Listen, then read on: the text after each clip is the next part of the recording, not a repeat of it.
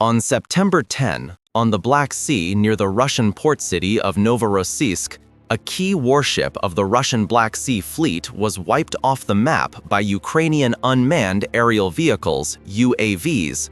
However, this was no ordinary warship, but a rare and high-value vessel of the multi-purpose MPS V07 project, whose loss significantly weakens Russian naval forces.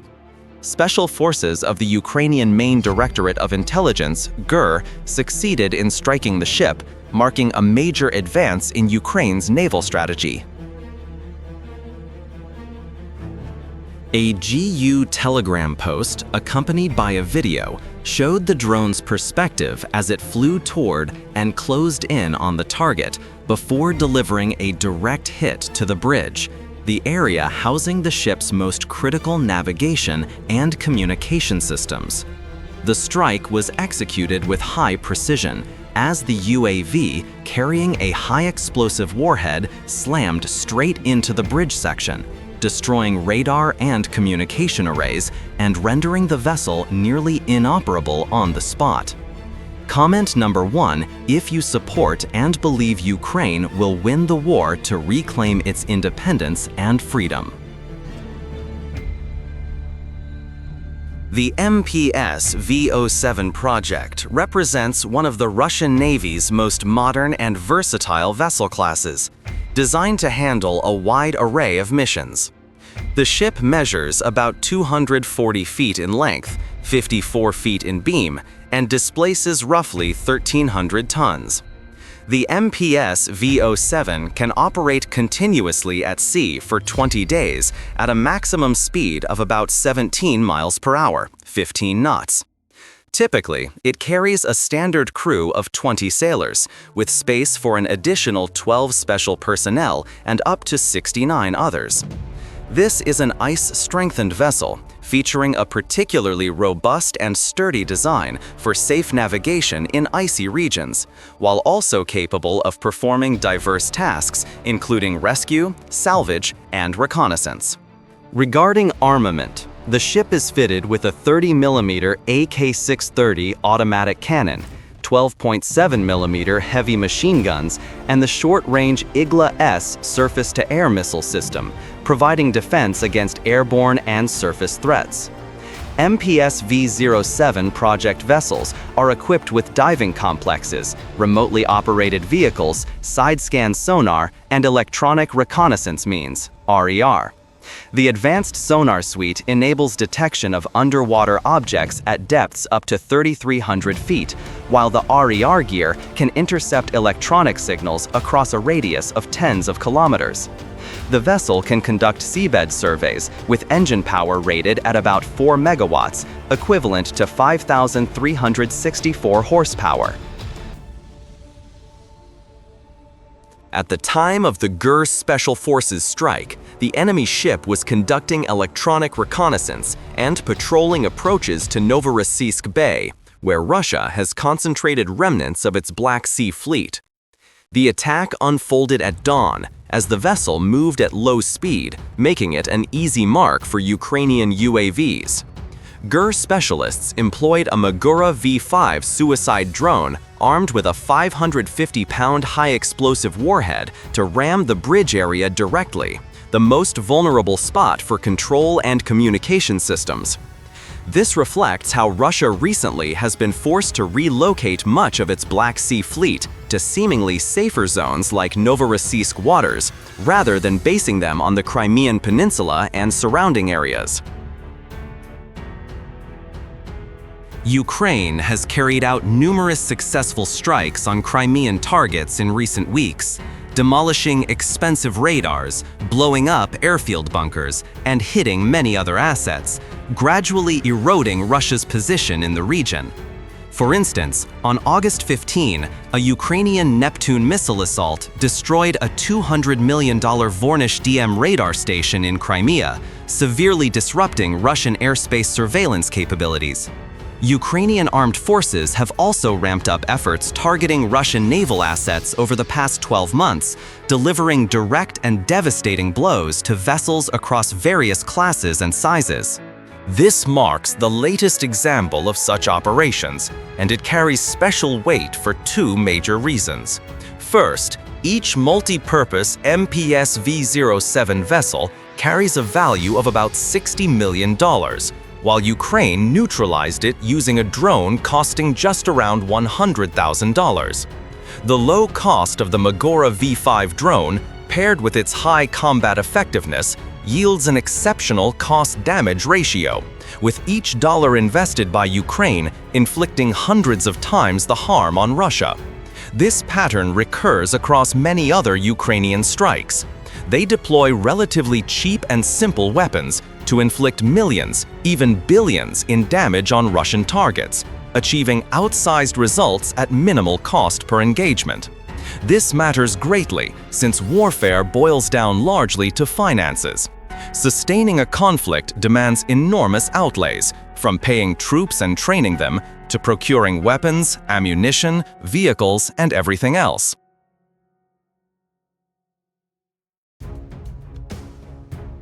To date, ample documentation shows Russia has poured a colossal sum into the war effort, hiking defense budgets year by year and pouring resources into weapons procurement, production, and costly recruitment drives.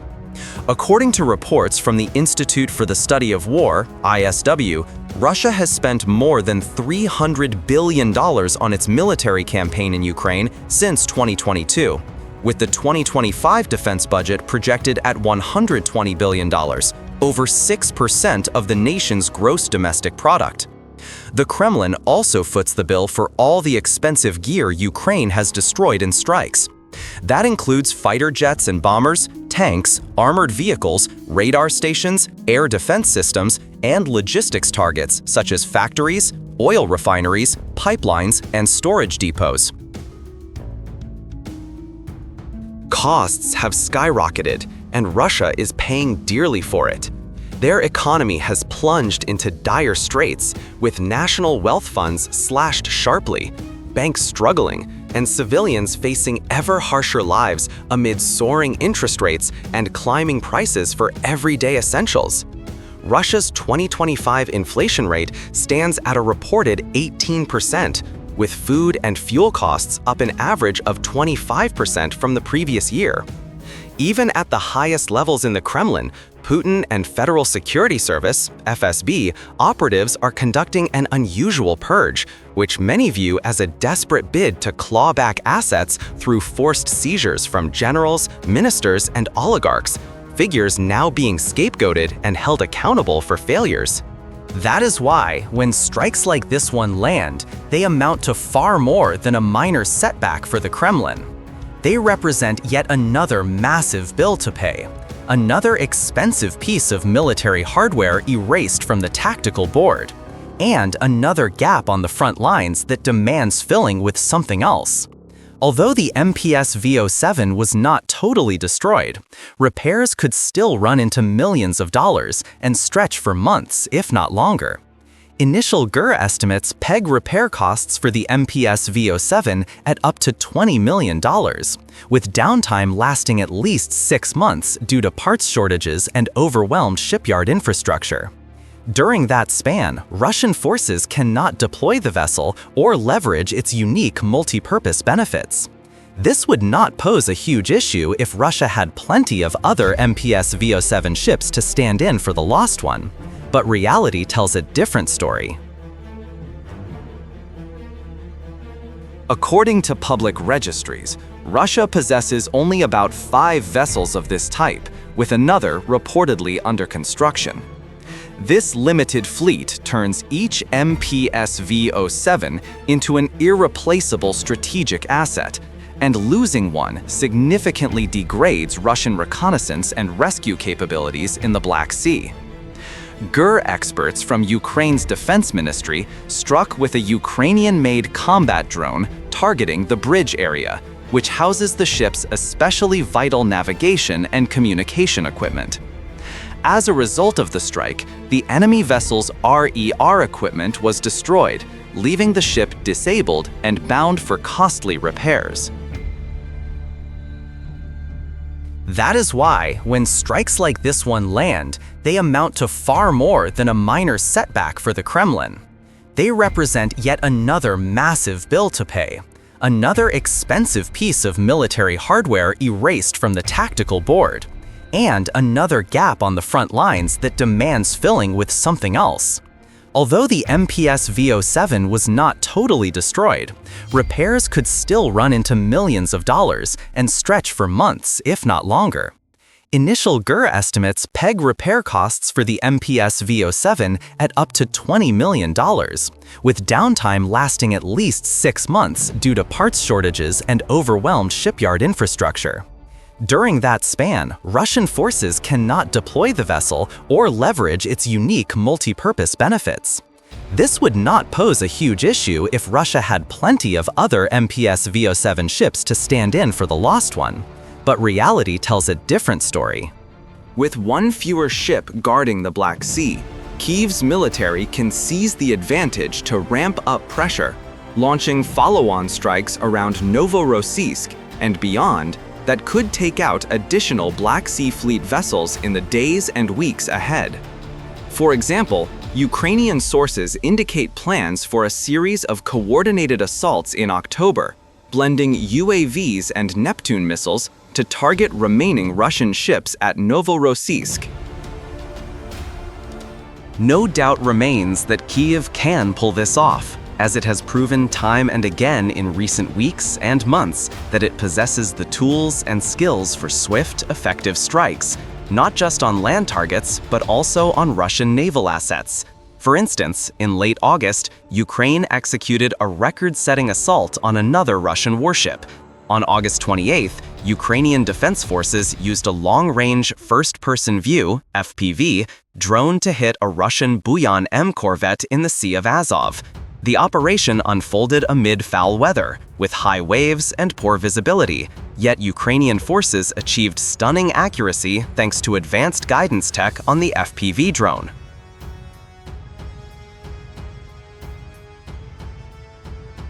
The vessel lay more than 217 miles from the drone launch point, underscoring how thoroughly Ukraine has mastered drone warfare, such that its forces now pull off attacks that seemed impossible just 1 or 2 years ago. The Russian warship carried Kalibr cruise missiles, the kind the Kremlin routinely deploys in relentless barrages against towns and cities across Ukraine. The Buyan-M packs 8 Kalibr missiles, each with a reach of up to 1,553 miles and a 990-pound high-explosive warhead, potent enough to demolish strategic targets like bridges, arms depots, or civilian infrastructure. Built in Temryuk Bay, the ship was obliterated on the spot through tight coordination between GER and Ukraine's Special Operations Forces. Together, these two units executed a 2-phase assault on the Project 21631 Buyan-M missile corvette. First, one element demolished the ship's radar suite, including the MP-231 navigation radar and active phased array 5P26M1 radar used to spot any threats or enemy targets in the vicinity. Phase 1 involved 2 suicide drones, each packing a 110-pound warhead that struck the radar mast dead on, fully disabling positioning and target detection systems. In the blink of an eye, the Buyan went from boasting a cutting-edge radar complex scanning the full surrounding area to total blindness. The onboard crew had no way left to detect whether more drones or even missiles were inbound to inflict further damage. They lay entirely at the mercy of Ukrainian armed forces, and Ukraine showed no mood for mercy. They pressed into Phase 2 of the assault, with special operators unleashing additional drones at the hull to maximize destruction. 3 more suicide drones, each with a 220-pound warhead, were dispatched to hammer the engine compartment and magazine, sparking secondary explosions that gravely damaged the ship's structure. Video footage shared on Facebook captured exactly how the strike unfolded, backed by detailed reports from Ukrainian defense intelligence. The Kalibr missile carrier took the hits. GUR operators had hunted a Project Buyan-M missile ship in the Sea of Azov. A GUR special task unit from Ukraine's defense ministry destroyed the ship's radar via an overhead drone strike, and GUR Proactive Operations Division Special Forces assaulted the Kalibr missile-laden hull. As a result of the blows, the Russian missile ship, which had been positioned in the Temryuk Bay area for potential Kalibr launches, suffered heavy damage and was compelled to abandon its combat patrol zone. The vessel boasts impressive specs. Each measures 240 feet long, displaces about 1,050 tons, and tops out at 29 miles per hour. The Buyan-M can sustain sea operations for 15 days with a maximum range of 1,726 miles. For armament, it hauls the aforementioned Kalibr-class missiles, up to 8 per ship at any given time, plus Igla-1M surface-to-air missiles, SAMs, a 100mm A190 gun, two 30mm AK-630M close-in weapon systems, and assorted machine guns. Those machine guns include 14.5mm KPV and 7.62mm PKM models, offering close-range defense against small threats like speedboats or surface drones.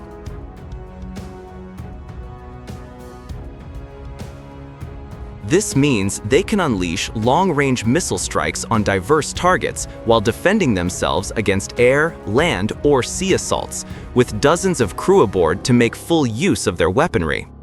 Beyond that, Buyan-M ships feature potent radars, communication arrays, navigation tools, and other technologies, but none of it stopped Ukrainian drones from inflicting damage and ultimately forcing a hasty, desperate withdrawal. The strike's toll dragged the Buyan-M back to Taganrog port for repairs, with costs estimated at up to $15 million and downtime projected at a minimum of 4 months. This operation shares striking parallels with the recent MPS V07 strike. Both stand as vivid demonstrations of Ukraine's drone warfare prowess, and both left vital, scarce vessels in total disrepair. Because just like the MPS V07, Buyan-M ships are not mass-produced. In fact, only 15 Buyan-class corvettes were built, of which just 12 fall under the Buyan-M variant. Per military sources, Russia now fields only 10 operational Buyan-M ships, with 2 others sidelined for prior repairs or disablement. Thus, when Russia loses one like this, it hits hard. It erodes the nation's naval power projection, and it hampers the Kremlin's ability to lob deadly cruise missiles into Ukraine. In other words, it saves lives and averts widespread devastation in places like Kyiv and other towns and cities. Another successful Ukrainian Black Sea strike was reported on September 5, again involving the main Directorate of Intelligence, which released footage showing a special operations raid that destroyed assorted military gear, personnel, and yet another Russian naval vessel, this time a patrol boat. The actual operation took place in August. It drew on multiple drone operating teams from the Proactive Operations Division, deploying both FPV drones and assault UAVs to hit various Russian targets on the water and along the coastline. The assault went down at night, with 5 FPV drones and 2 assault UAVs coordinating to pound the BL-680 patrol boat and shoreline radar installations near Kerch. GUR posted a Telegram update with a full rundown of events. Enemy ship, radars, and occupying troops destroyed. The BL-680 class patrol boat, Harpoon-B radar, and Groza electronic warfare system fell to Ukrainian destruction. The BL-680 stretches 39 feet long, hits a top speed of 50 miles per hour, and mounts a 7.62mm machine gun, plus short-range comms gear, typically employed for coastal patrols and amphibious support. Beyond that, Proactive Operations Unit specialists torched 4 enemy power-fed antenna arrays and inflicted personnel casualties on Russian invaders. To clarify, the BL-680 is a rigid-hulled inflatable boat and an original Russian Navy design. It can haul up to 12 troops at once, depending on configuration, and serves myriad roles, such as amphibious landings, coastal patrols, logistics support for larger ships, and more. It is hardly a high-value target like the Buyan-M or MPS V07, but every damaged or destroyed vessel still counts as a win for Ukraine and a loss for Russia. The Harpoon-B radar system serves as a long-range surface search and targeting array that can also detect some low-flying airborne threats. This setup reaches 75 miles against surface targets and 25 miles against aerial ones, while tracking up to 50 contacts simultaneously. It resists various electronic countermeasures and feeds valuable intelligence via passive and active radar channels to Russian missile launchers, making it easier for the Kremlin to hammer Ukrainian targets and wreak havoc. The third core target was the Groza electronic warfare system. The Groza can jam signals out to 12 miles, with a 1 kilowatt transmit power sufficient to disrupt most conventional UAV operations. It ranks among Russia's most common electronic warfare tools, routinely deployed to detect and jam Ukrainian drones. It can sever drone guidance and control links, essentially cutting the connection between the drone and its operator, leaving the drone stranded and typically crashing to Earth rather than pressing the attack. Russia deploys various Groza electronic warfare system versions at key frontline spots to shield troops, trenches, and high-value assets. The strike on the Groza used a fragmentation warhead, UAV, that obliterated the antenna gear and crippled Russian jamming in the area. Strikes like this unfold non-stop. For example, on September 1, fresh reports surfaced from GER detailing a successful hit on the occupied Crimean Gvardiskoye military airfield. GER posted on Telegram that 2 Mi-8 helicopters and an enemy vessel had fallen, as GER fighters kept pressing assaults on occupying forces' facilities in Crimea. Another outcome from the systematic combat work of GER special detachments under Ukraine's defense ministry on temporarily occupied Crimean territory. Modern UAVs were deployed to assault the Russian invaders' airfield at Gvardiskoye near Simferopol. 2 enemy Mi-8 helicopters took direct hits. Each Mi-8 carries a value of about $15 million, powered by Klimov TV3117 VMA engines, with a top speed of 155 miles per hour, and able to transport 24 troops or 4 tons of cargo. The estimated cost of the downed helicopters ranges from $20 million to $30 million. A disappointing end also befell a Moscow tugboat, possibly the Buk 2190 in Sevastopol Bay. The Buk 2190 tug measures 89 feet long, packs 1,200 horsepower, and mounts a 12.7mm machine gun, mainly for supporting underwater operations by Russian combat divers and sabotage forces, PDSS. In an airborne strike targeting invaders on the peninsula, Ukrainian intelligence officers guided a matching warhead onto the vessel. The assault tug forms part of the so-called PDSS, the Underwater Sabotage Force, a unit of highly trained scout divers whose preparation demands substantial funding and time, plus top-tier equipment. Each PDSS diver costs about $500,000 to train and takes 2 years to reach combat readiness. Neutralizing this tug sharply curtails the elite Russian unit's fighting edge. 1 more ship destroyed, plus a handful of versatile transport helicopters, inflicts tens of millions in losses and delivers a solid blow to the Kremlin's war machine. All courtesy of a few Ukrainian UAVs and some brilliant strategic planning. The cumulative toll from these operations will eventually prove too steep for Russia to bear. Since the start of 2025, Ukraine has destroyed or damaged at least 3 Russian naval vessels, MPS V-07, Buyan-M, BL-680, 2 Mi-8 helicopters, 1 Voronezh-DM radar station, 1 Harpoon-B radar system, and 1 Groza electronic warfare system, with total estimated losses to Russia exceeding $350 million.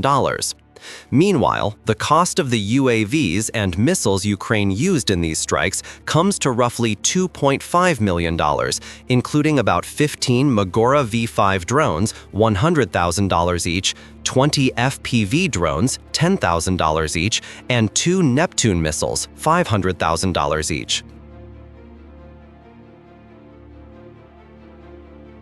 The cost-damage ratio hits 1 to 140, meaning every dollar Ukraine spends inflicts $140 in harm on Russia.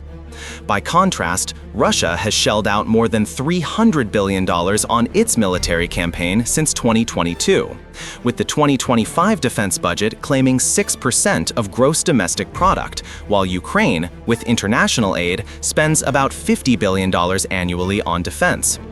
This disparity shows how Ukraine maximizes limited resources for peak damage, as Russia grapples with mounting financial strain that erodes its ability to sustain a prolonged war. Because each strike does more than wreck military hardware. It drains the Kremlin's budget, power projection, combat capabilities, operational plans, morale, confidence, and much more. Every hit chips away at the notion that Russia is winning this war, while refreshing and stealing Ukraine's resilience, resolve, and conviction that it can not only defend itself, but counterattack with real force. And with Ukraine recently unveiling promising new missiles like Long Neptune, Flamingo, and Sapsan, its strikes will only grow more frequent, inflict heavier tolls, and pose bigger headaches for Russia and its leader Vladimir Putin in the days and weeks to come. Comment number 1 if you support and believe Ukraine will win the war to reclaim its independence and freedom.